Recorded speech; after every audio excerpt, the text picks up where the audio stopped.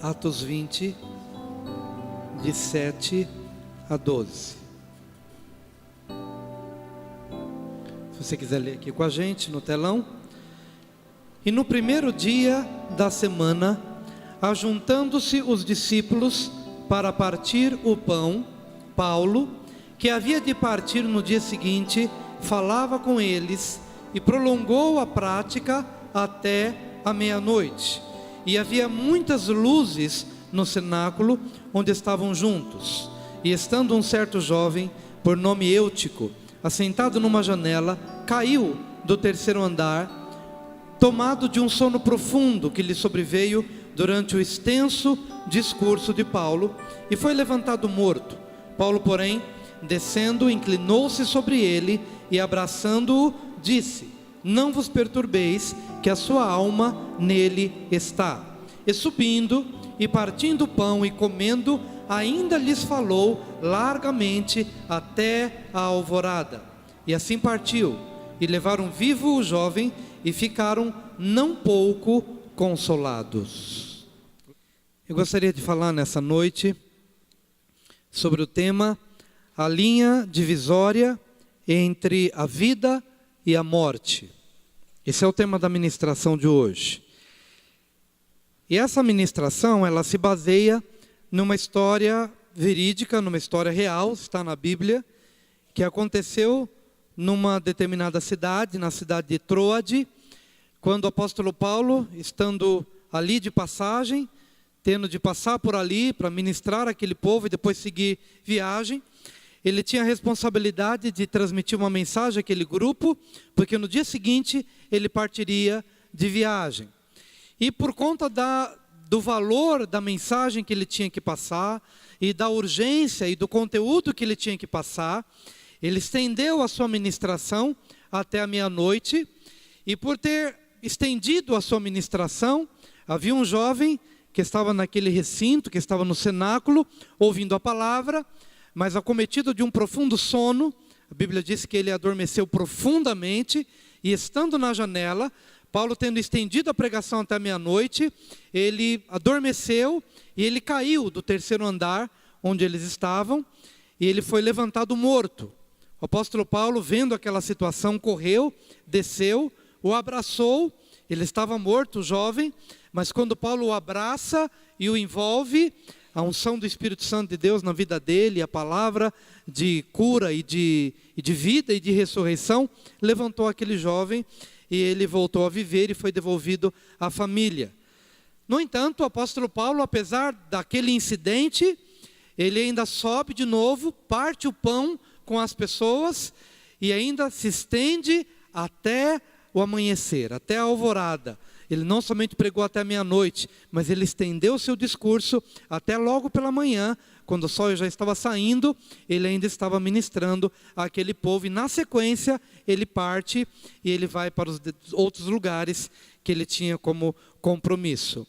Mas a linha divisória entre a vida e a morte, ela está baseada mais ou menos em 4 eventos que eu gostaria de compartilhar. Em primeiro lugar, Paulo tinha muito a falar, e isto é sinal de que eu tenho muito que ouvir.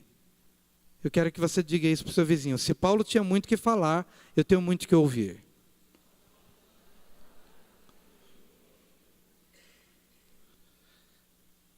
Eu queria que você abrisse teu coração totalmente àquilo que eu vou te dizer nessa noite.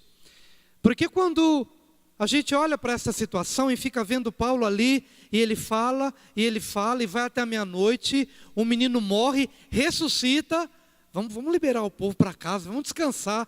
Ele volta, parte o pão e continua falando até pela manhã. Amado, esse irmão, esse querido irmão, esse precioso irmão, ele tinha algo borbulhando no seu coração.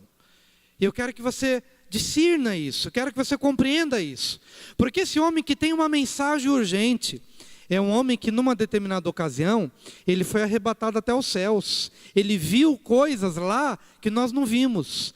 Ele sabe de uma história por vir que nós não sabemos. Ele viu, ele ouviu, ele recebeu um recado vivo, ele recebeu uma mensagem viva da cruz, e tudo aquilo que ele ouviu de uma forma apaixonada, ele escreveu, ele compartilhou, ele escreveu na carta aos Romanos, ele escreveu aos Filipenses, ele escreveu aos Colossenses, ele escreveu aos Efésios, ele escreveu aos Filipenses, ele escreveu aos Tessalonicenses, ele escreveu aos Romanos, ele ministrou aos Gálatas, ele compartilhou aos Coríntios, ele compartilhou, enfim, aos irmãos de diversos lugares, porque havia uma mensagem, havia um queimar de coração e um desejo de compartilhar uma mensagem viva, uma mensagem viva.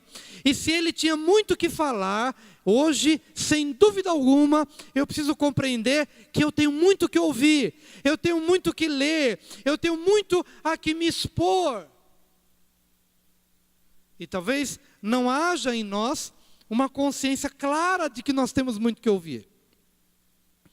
Talvez não haja em nós ainda um senso de urgência como havia no coração de Paulo. Vocês precisam ouvir, vamos até meia-noite, o menino cai, morre, ressuscita, vamos voltar, eu tenho mais que falar. Amados, nós temos a Bíblia, nós temos hoje recursos incontáveis. E talvez a realidade da grande maioria aqui seja a seguinte: talvez o contato que você tenha com a Bíblia é todo domingo. Você vem, pega a tua Bíblia da tua estante, você traz a tua Bíblia da estante, vem para o culto, e quando termina o culto, você volta para casa, coloca no mesmo lugar, e você só vai reencontrar com a sua Bíblia só no domingo seguinte, ou no sábado, no culto jovem. Porque talvez você ainda não percebeu que se Paulo tinha muito que falar, você tem muito que ouvir. Talvez você não tenha percebido ainda que se Paulo tinha um discurso vivo, que pode mudar definitivamente o curso da minha vida, da minha família, da minha vizinhança, da minha vida profissional, ministerial. Talvez eu ainda não me dei conta de que aquilo que Deus está falando e que eu preciso ouvir, pode marcar a vida do meu filho, pode marcar a vida ministerial, pode marcar a vida de muitas pessoas. E se eu não me der conta de que eu tenho muito que ouvir, talvez eu já entre no próximo ano, já no vermelho. Te pergunto, qual foi a última vez que você leu o livro de Romanos? Justificados, pois, pela fé, pela graça, temos paz com Deus. Qual foi a última vez que você leu primeiro aos Coríntios? Não vos ponhais, não vos prendais a um jugo desigual. Qual foi a última vez que você leu a segunda carta aos Coríntios? Que diz: temos, porém, este tesouro em vasos de barro, para que a excelência da glória seja de Deus e não nossa. Qual foi a última vez que você leu Filipenses? Tendes em vós o mesmo sentimento que houve em Cristo Jesus, que subsistindo em forma de Deus, não tomou por usurpação o ser igual a Deus, antes esvaziando-se a si mesmo, tomou a forma de servo, e sendo achado na forma de servo, humilhou-se mais ainda, assumindo a morte e a morte de cruz, pelo que Deus o exaltou soberanamente, e lhe deu um nome que está acima de todo nome, para que ao nome de Jesus se dobre todo o joelho dos que estão nos céus, na terra e debaixo da terra. Qual foi a última vez que você leu Colossenses, que diz: pensai nas coisas que são de cima e não nas coisas que são da terra? Pensai nas coisas de cima, onde Cristo está escondido em Deus. Qual foi a última vez que você leu Efésios? Vós maridos, amai as vossas mulheres. Vós mulheres, amai a vossos maridos e submetei-vos a vossos maridos. Tomai sobre vós toda a armadura de Deus, o capacete da salvação, a couraça da justiça, as sandálias da preparação do evangelho da paz, o cinturão da verdade, o escudo da fé, a espada do Espírito. Qual foi a última vez? Qual foi a última vez que você leu a carta de Judas, que diz: meus queridos, empreendendo de todo o meu coração, escrever-vos acerca da fé que nos é comum, senti a urgência do Espírito para dizer que entraram no meio de vós falsos irmãos, nuvens sem água, rochas submersas, banqueteando-se convosco nas vossas festas de ágape, mas eles são falsos, eles não são crentes, eles não têm a vida de Deus, antes foram introduzidos para enganar, antes foram introduzidos para seduzir e para serem pedra de tropeço no vosso caminho. Qual foi a última vez que você leu Apocalipse? E eles o venceram pelo sangue do Cordeiro e pela palavra do testemunho que deram. Qual foi a última vez que você leu, que você se expôs? A linha divisória entre a vida e a morte está, em primeiro lugar, na consciência de que se Paulo tinha muito o que falar, eu tenho muito que ouvir. Eu tenho muito que ser transformado. Eu tenho muito a que me expor. A linha divisória que vai fazer a diferença na vida da minha família, na vida do meu ministério e das pessoas que estão no entorno da minha vida, é entender que se ele tem muito o que falar, e se aquilo que ele falou, ele registrou, ele escreveu, ele compartilhou, e às vezes nós temos tudo, de todas as formas.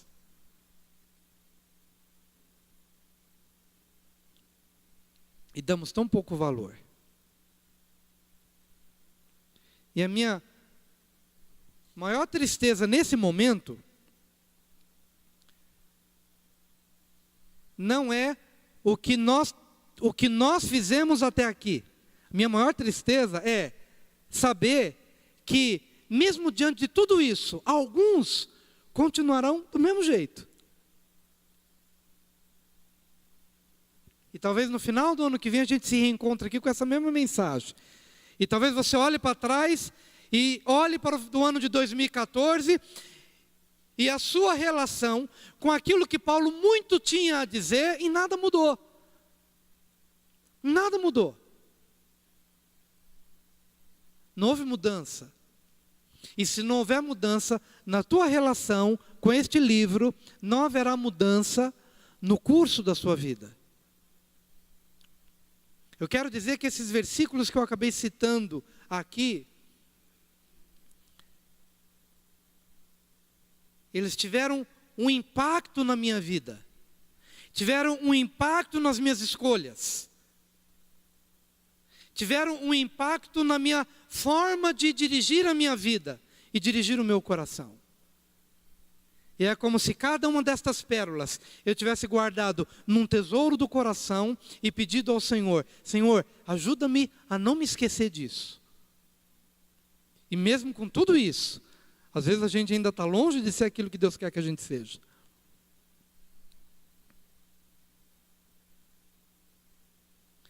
Que sejamos nesses dias tomados do senso de urgência e de valor e de importância que havia no coração de Paulo, o mesmo temor e mesma urgência que o levou a estender o seu discurso até a meia-noite, e depois da meia-noite, mesmo depois de uma morte e de uma ressurreição, voltar, distribuir o pão, compartilhar o pão e estender a palavra até pela manhã.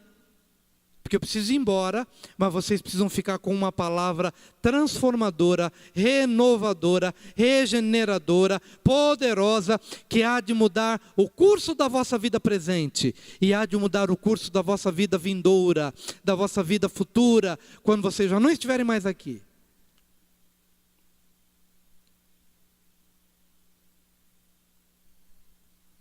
Achei interessante o Ratinho, que é aquele apresentador do SBT, uma vez ele falou algo importante, disse que as duas profissões mais importantes do mundo, eu não sei se ele falou pastor e padre numa categoria só, ou se ele falou pastor uma e padre a outra, mas acho que ele colocou pastor e padre numa categoria e colocou uma outra profissão, mas as duas mais importantes são essas. E eu me senti feliz por ele ter dito isso, e dele ver que a profissão do pastor é importante. Por quê? Porque nós estamos lidando não somente com essa vida presente. Aquilo que a gente fala de púlpito e aquilo que você lê em casa com a instrução de Deus, muda a sua vida. Muda a sua vida. E você não precisa ser um pastor ou um padre, mas se você receber isso no teu coração, e se você entender isso no teu coração, a sua vida nunca mais é a mesma. Em nome de Jesus. Mas a segunda coisa que faz a diferença, que é a linha divisória entre a vida e a morte, está na atitude daquele jovem que buscou a proximidade de uma janela. Talvez aquele jovem estivesse pensando assim: bom, esse homem está falando demais, então deixa eu sair quietinho, deixa eu ir para uma janela, quem sabe ali na janela eu ouço um pouquinho de Paulo e vejo um pouquinho que está lá fora. Foi lá para a janela.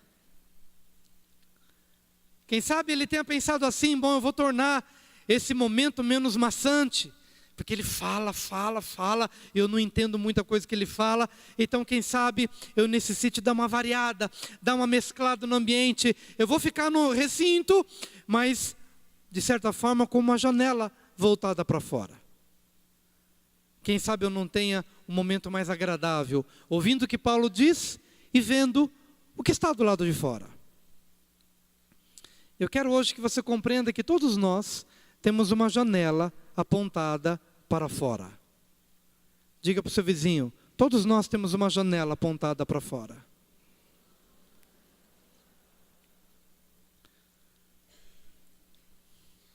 E talvez esse seja exatamente o ponto de maior vigilância para mim e para você. Pastor, o que vem a ser essa janela apontada para fora? Vou dar um exemplo. Eu sempre tive pastores abençoados, pastores que foram pastores sobre a minha vida, que pregaram com santidade e que foram sérios naquilo que fizeram e que pregaram. Foram modelo de vida e pregaram com fogo e pregaram com paixão. Mas uma vez eu lembro que um desses meus pastores me visitou em casa, e quando ele começou a falar aquilo que estava no coração dele, eu percebi que a palavra dele estava um pouquinho diferente daquilo que eu via todos os dias no púlpito. Eu tinha percebido que o fogo e que a paixão havia de alguma forma se arrefecido no coração dele. É como se alguém chegasse e tivesse jogado um balde de água fria no ânimo e na paixão que ele tinha. E enquanto ele falava sobre algumas coisas, eu percebi: está estranho, está diferente. E eu fiquei preocupado naquela hora.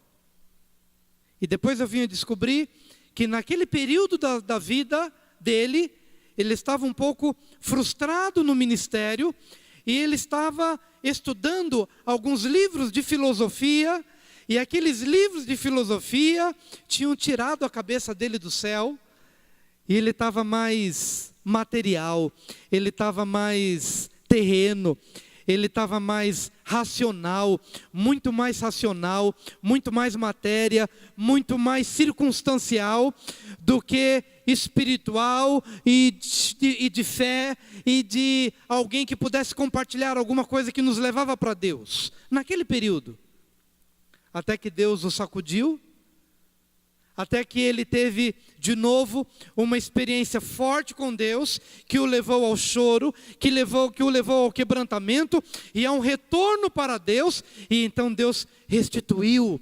Sabe aquela passagem bíblica que a gente precisa ver de vez em quando? Lembra-te de onde caíste e arrepende-te e volta às primeiras obras, e volta às primeiras práticas, e volta ao primeiro amor. Sabe quando às vezes a gente precisa ouvir isso e dizer: Senhor, perdoa, perdoa, perdoa, porque eu abri uma janela para a filosofia. Eu abri uma janela para o materialismo, eu abri uma janela para a incredulidade, eu abri uma janela para as amizades, eu abri uma janela para o comodismo, eu abri uma janela para a sexualidade desenfreada, eu apontei uma janela que me mostrou outros horizontes, e eu fiquei meio dividido entre o que Paulo fala e o que o mundo me dá, e o que o mundo me apresenta. Eu quero dizer que todos nós temos uma janela que aponta para fora. O grande desafio é descobrir que janela é essa. É a janela do sexo? É a janela do intelectualismo? Qual é essa janela? Qual é a janela na qual você se sente cômodo e tranquilo e seguro? E você deixa as primeiras fileiras. Estou falando de forma figurada. Nas primeiras fileiras, de forma figurada, estou dizendo, não há distração. Estou envolvido, até porque quem senta na primeira fileira fica pensando, olha, aqui eu não posso cochilar, porque eu estou de cara com o pastor. Se o pastor olhar, eu sou o primeiro da fila, vai ficar feio. E geralmente quando a gente está com mais sono, a gente fica num lugar, principalmente quando o pastor já tem mais de 40 anos, que a visão já não é mais tão boa, e a gente já não percebe mais quem está cochilando ou não. Mas quem está no primeiro banco, ele vê. E talvez na vida espiritual nós tenhamos que fazer assim: Senhor, traga-me para a primeira fileira, porque na primeira fileira eu não posso cochilar. Senhor, tira-me da janela, porque a janela me faz ficar dividido entre o que o Senhor está falando e entre aquilo que eu estou vendo, a paisagem, o mundo, aquilo que está acontecendo lá fora. Todos nós temos uma janela. Mas o grande desafio é saber que janela é essa. Que janela é essa? Às vezes você vai encontrar uma janela na sua família. Você está casadinho, direitinho, bonitinho, você tem teus filhos, teu marido, tua esposa, bonitinho. Mas num determinado dia, uma janela aparece na tua vida. E você se encosta nessa janela e você começa a olhar para outras direções. Você se encosta na janela, você deixa de ocupar os primeiros lugares, você deixa de concentrar a sua atenção naquilo que é o mais importante, aparece uma janela na sua vida, ou você procura uma janela.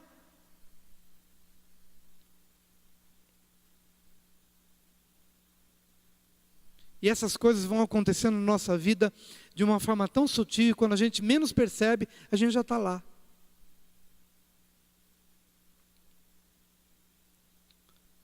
Pastor, como é que eu me livro disso? Eu tenho que estar todo dia em oração. Todo dia eu tenho que orar. Todo dia eu tenho que ler a Bíblia. Todo dia eu tenho que estar com Deus. Todo dia, todo dia, todo dia. Porque o maná de ontem não serve para hoje. E se eu guardar o maná de hoje para amanhã, vira bicho. Estraga. Porque Deus quer nos ensinar que a comida há uma porção diária, para cada dia, para cada momento. O que fez com que Caleb, já com mais de 80 anos, dissesse para Moisés: Moisés, sabe quando eu tinha 40 anos? Hoje eu estou com 84, mas eu tenho o mesmo vigor, a mesma vontade, a mesma paixão. Dá-me as terras, a mesma paixão que eu tinha com 40 anos, hoje eu tenho 84 anos, mas eu tenho a mesma paixão, o mesmo vigor, a mesma visão, o mesmo interesse, o mesmo coração, não mudou. Sabe por que não mudou? Porque isso se renova todos os dias. Ai dele, se ele vivesse aos 84 com a visão dos 40, não. Ele tinha uma visão renovada a cada dia. E assim é na família, assim é no casamento, assim é nos relacionamentos.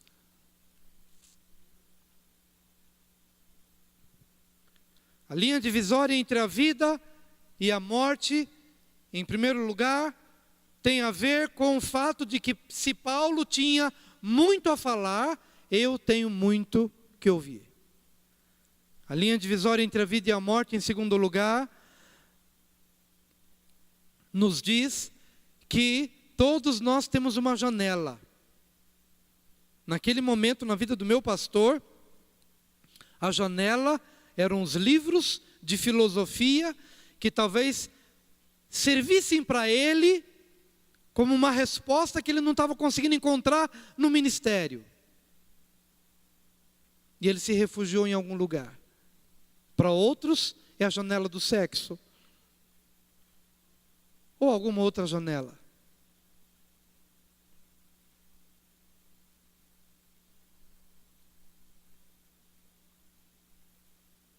Mas em terceiro lugar, na janela, aquele jovem adormeceu, na janela aquele jovem caiu, e na janela aquele jovem morreu. O ciclo para quem se aproxima da janela, invariavelmente é esse: adormecimento, queda e morte. Aquele jovem não morreu sem antes ter caído, e aquele jovem não caiu sem antes ter adormecido, e aquele jovem não adormeceu sem antes ter procurado um lugar descansado. Às vezes a gente acha que as coisas acontecem na vida da gente assim, de uma hora para outra, mas não é assim. As coisas obedecem a um ciclo. A gente vai morrendo porque a gente vai caindo, e a gente vai caindo porque a gente vai adormecendo, e a gente vai adormecendo porque a gente vai se aproximando da janela. É a janela, o adormecimento, é a queda e culmina na morte. Há um processo, e esse processo eu preciso entender, eu preciso compreender.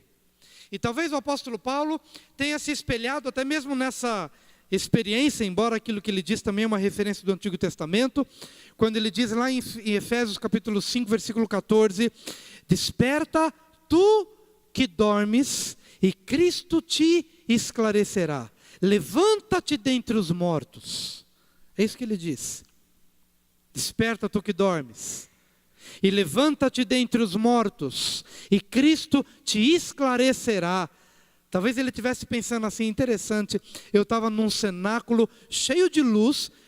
Até o autor Lucas, ele é detalhista em dizer que naquele cenáculo onde o jovem buscou a janela, aquele cenáculo estava cheio de lâmpada. Não era a iluminação elétrica que a gente tinha hoje, mas um monte de candeeiros, um monte de candelabros ali naquele cenáculo. E talvez ele tivesse pensado assim, interessante, um lugar tão iluminado, tanta luz, tanta luz, tanta luz, e alguém ainda adormece, alguém ainda cai, e alguém ainda morre. E é por isso que o apóstolo Paulo diz, levanta-te dentre os mortos. Ou antes, desperta tu que dormes. Levanta-te dentre os mortos, e Cristo te esclarecerá. Volta para a luz do cenáculo, para esse cenáculo cheio de luz. Amados, nós temos vivido um momento de luz. Temos tido revelação para tudo quanto é lado. Ninguém pode reclamar aqui que não tem pão. Ninguém aqui, não há uma única vida presente neste ambiente aqui. Não há um jovem sequer, não há um pastor sequer, não há uma única pessoa neste ambiente aqui que possa dizer, falta-nos revelação, falta-nos palavra, falta-nos direção. Ninguém pode dizer. Este cenáculo no qual nós estamos está cheio de lâmpada, está cheio de revelação, está cheio de vida, está cheio de palavra, está cheio de luz e está cheio de direção. Mas a despeito disso, ainda muitos de nós se encostam à janela, adormecem, caem e morrem. De que morte que eu estou dizendo? Não estou falando da morte para ir para o inferno. Estou falando da morte do nosso ministério, a morte dos nossos sonhos. Quantas pessoas já se tornaram uma figueira estéril? Uma figueira estéril. E sabe por que aquela figueira se tornou estéril?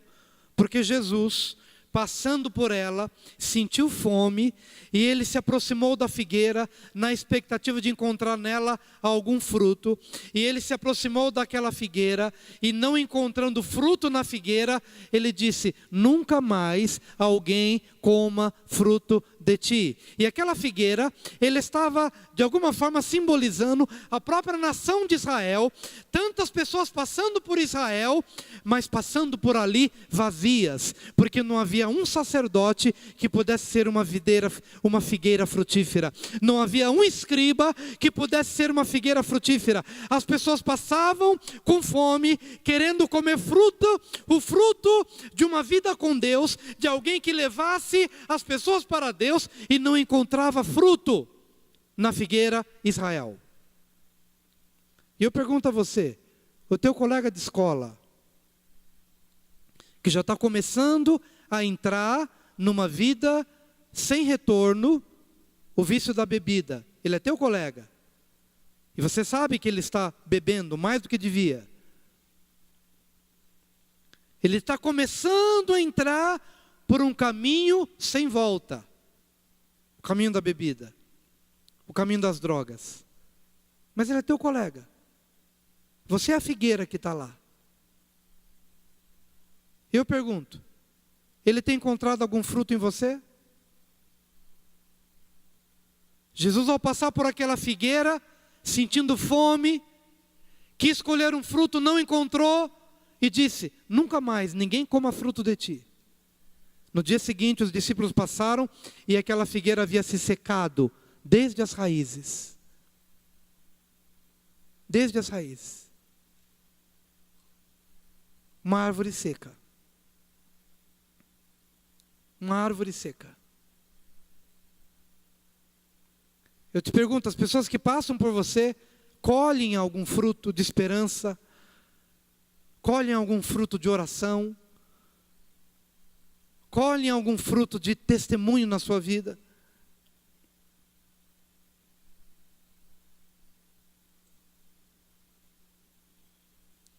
Eu preciso desejar ardentemente essa experiência com Deus. Eu preciso desejar isso. E eu preciso fugir da janela. Porque não falta janela. É só você procurar que você vai encontrar. Você vai encontrar muita janelinha para você encostar a sua vida. Você vai encontrar. Se você procurar, você vai encontrar.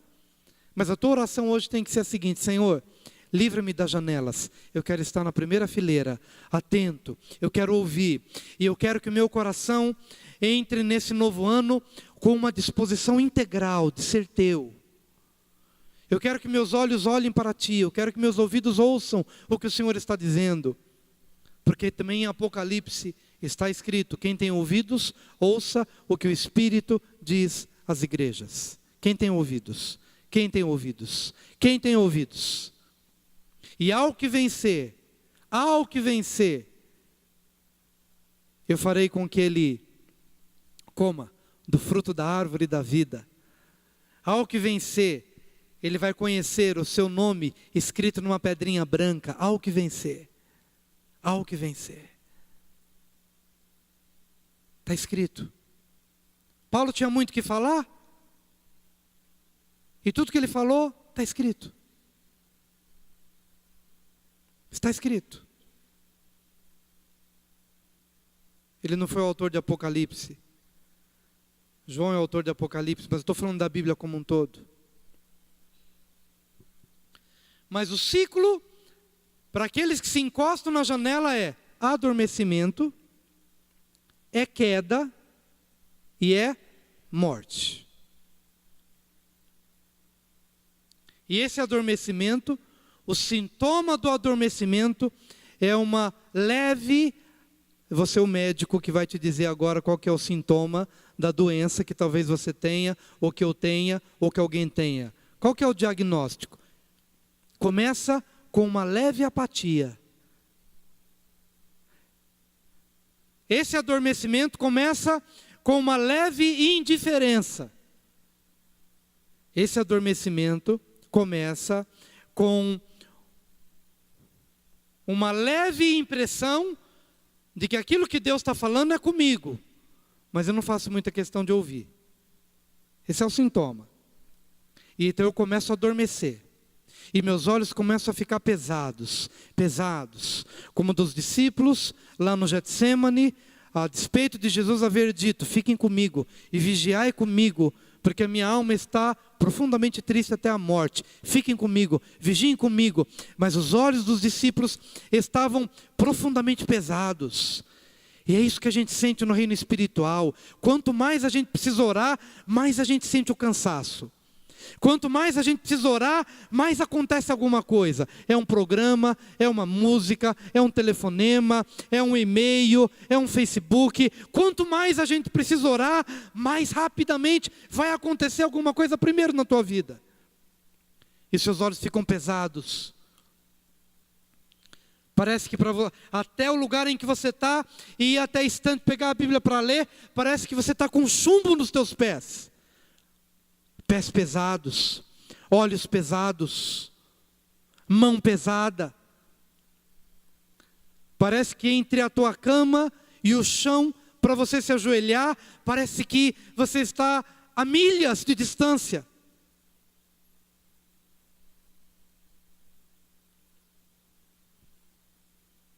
Olhos pesados, joelhos pesados, pés pesados,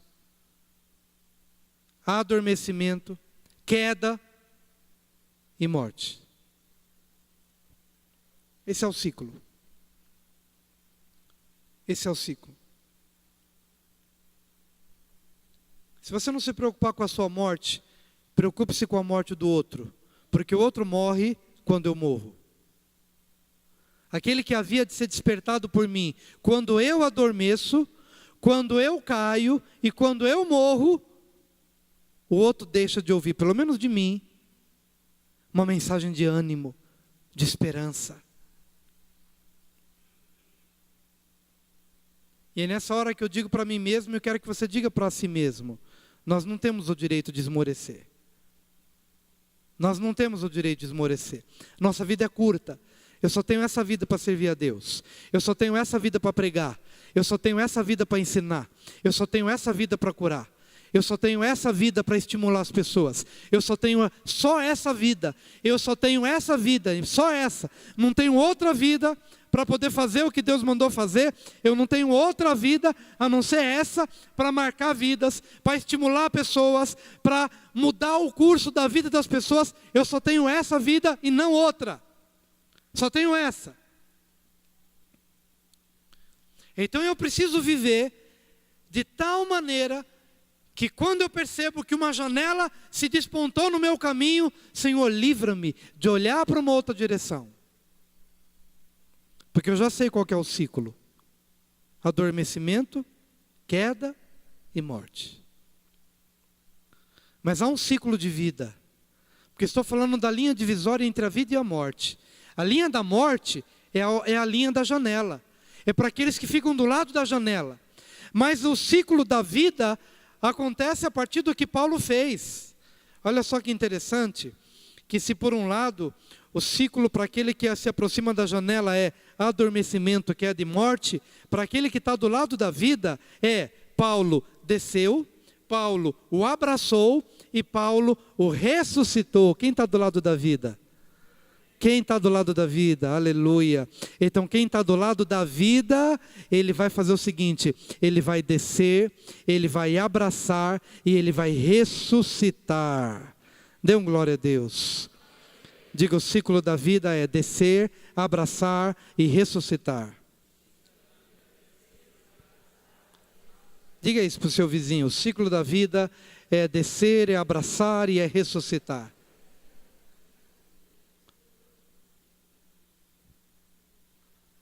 Que bênção, queridos.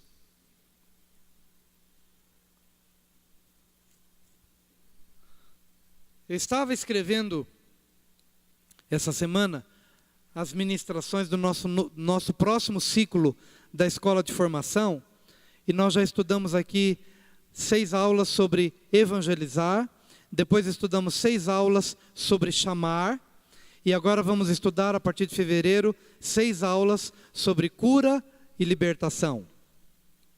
Enquanto eu estava escrevendo e lendo a Bíblia e colocando no papel as próximas aulas, eu me dei conta de algo muito óbvio, mas que falou muito comigo.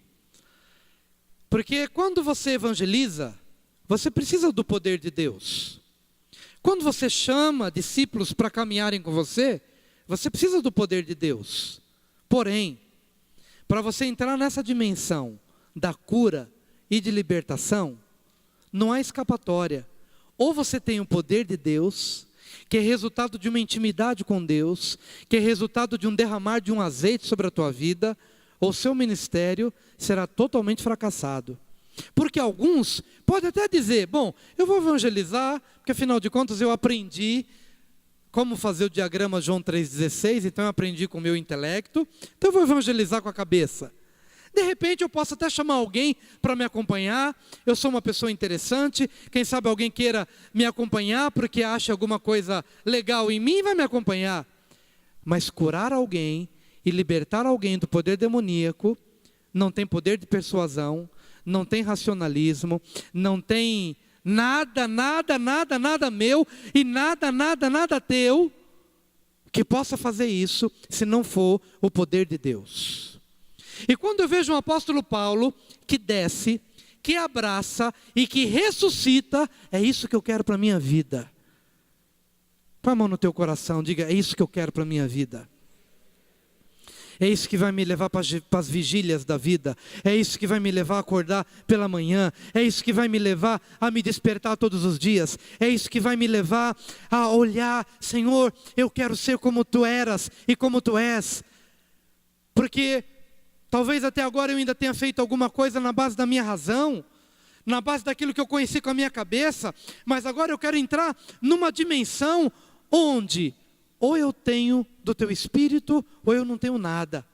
Ou eu tenho o Teu poder que ressuscita, que me leva a descer onde o menino está morto. E eu pergunto, quem vai descer até onde os jovens dessa geração estão mortos? Quem é que vai descer?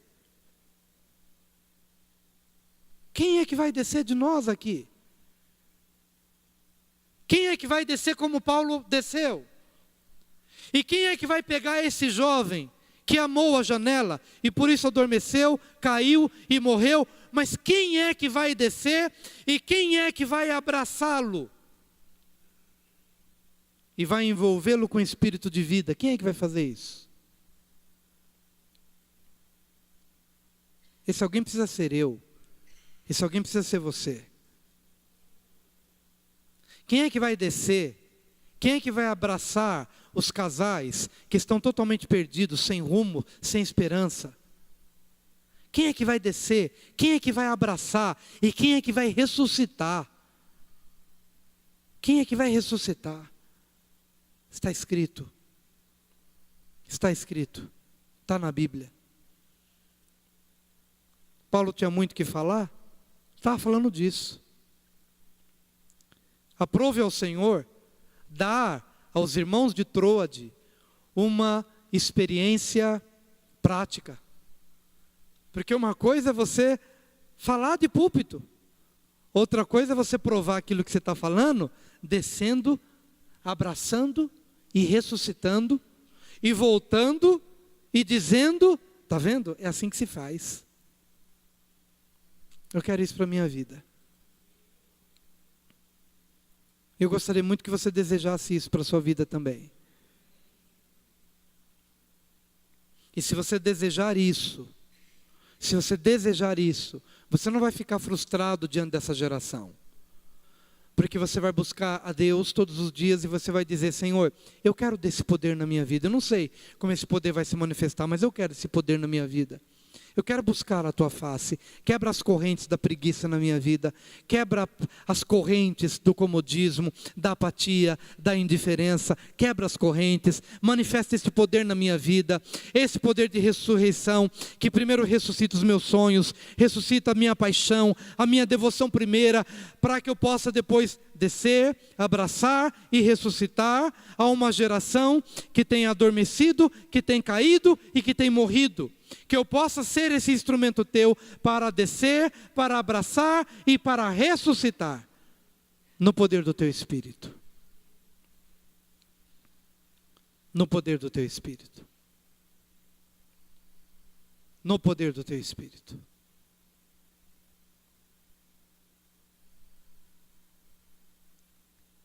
Então, os 4 elementos que fazem a linha divisória entre a vida e a morte, está no fato do que Paulo tem muito a falar e, consequentemente, eu tenho muito que ouvir. Em segundo lugar, vigiar quanto às janelas que apontam para fora, que te tiram o foco do mais importante. Do mais importante. Do principal, que é a palavra de Deus na tua vida. Em terceiro lugar, que você possa entender o ciclo da morte, que é adormecimento, queda e morte. E que você possa atentar para o quarto e último ponto, que fala do ciclo da vida, que é descer, que é abraçar e que é ressuscitar no poder do Espírito Santo. Para isso, todos nós somos chamados a uma vida que seja dele, devotada a ele. Temos vivido os 12 últimos dias deste ano, pensando nos sentidos da visão, que a minha visão possa se consagrar a Deus, que a minha audição se consagre a Deus, que o olfato se consagre a Deus, que o paladar se consagre a Deus, que o tato se consagre a Deus, e que tudo que nós temos e tudo que nós somos seja totalmente dele. E se você quer se consagrar ao Senhor, vem aqui à frente. Vamos orar.